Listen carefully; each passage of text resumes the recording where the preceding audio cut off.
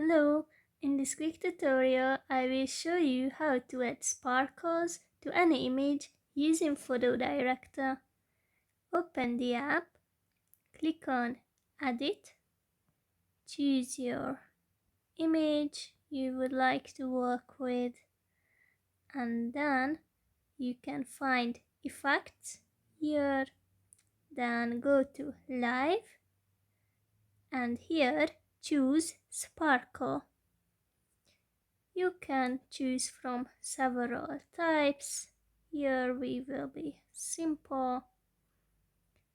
You can choose auto mode, or you can add the sparkles manually if you wish. You can experiment with this, and then if you are satisfied with the results, click on the check mark. And then you can choose whether you like a video of this or still an image. Now I just want an image.